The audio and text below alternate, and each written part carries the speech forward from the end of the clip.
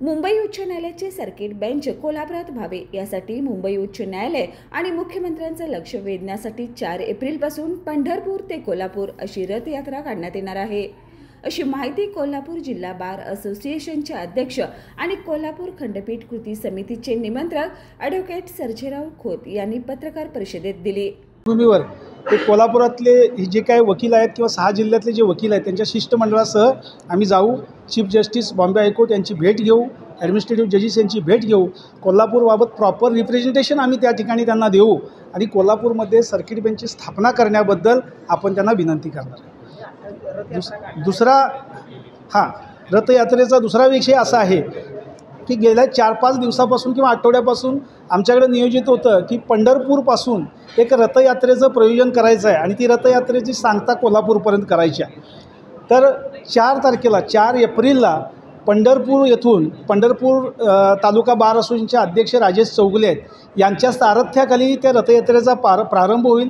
खंडपीठ कृती समितीचं निमंत्रक म्हणून मी स्वतः आणि 6 जिल्ह्यातील जे अध्यक्ष आहेत या कृती समितीचे सहनिमंत्रक आहेत हे सुद्धा त्या पंढरपूरमध्ये 4 तारखेला सकाळी 8 वाजता विठुरायाच्या मंदिरामध्ये हजर राहतील।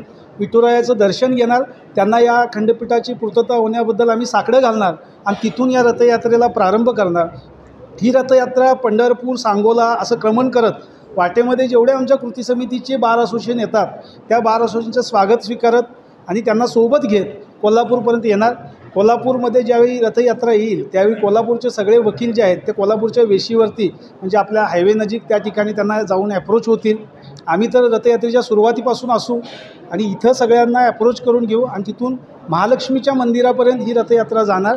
या रथयात्रेमध्ये केवळ वकीलच नाही तर पंढरपूरमधील जो वारकरी संप्रदाय आहे तो सुद्धा मोठ्या संख्येनं या रथयात्रेमध्ये सहभागी होणार आहे आणि ही रथयात्रा एक जनआंदोलनाचं स्वरूप धारण करेल आणि हे आंदोलन आमचं नाही आहे। आम्ही सातत्यानं सांगतो की कोल्हापूरमध्ये सर्किट बेंचची स्थापना व्हावी ही वकिलांची मागणीच नाही आहे, जणू ही जी मागणी आहे ती सामान्य जनतेची आहे। सामान्य जनतेचं रिप्रेझेंटेशन म्हणून एक सुशिक्षित किंवा न्यायसंस्थेचा एक घटक म्हणून आम्ही त्याचं रिप्रेझेंटेशन करत आहे।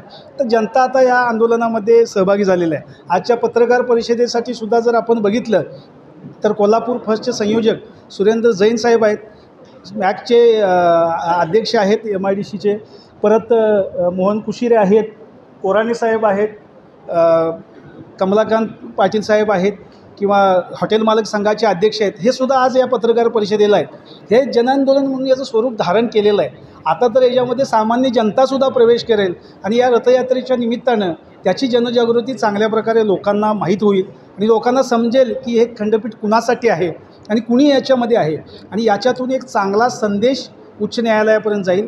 कारण या तारखेला जरी बैठक कोल्हापूरच्या सर्किट बेंचबाबत मुंबई उच्च न्यायालयाचे सरन्यायाधीश आणि प्रशासकीय न्यायमूर्ती यांच्यासोबत 28 मार्च रोजी सायंकाळी 5:30 वाजता विशेष बैठक आयोजित केली आहे। याबाबतचं पत्र मुंबई उच्च न्यायालयामार्फत नुकतेच प्राप्त झाले। यापूर्वी गेली 40 वर्ष सर्किट बेंच व्हावे याबाबत अनेक वेळा वेगवेगळी आंदोलने करण्यात आली आहेत, असंही खोत यांनी सांगितलं। पत्रकार परिषदेला ज्येष्ठ advocate Mahadevrao Adgule, advocate Shivajirao Rane, advocate Surendra Jain, Sonali Sheth, advocate Ravindra Otari उपस्थित होते।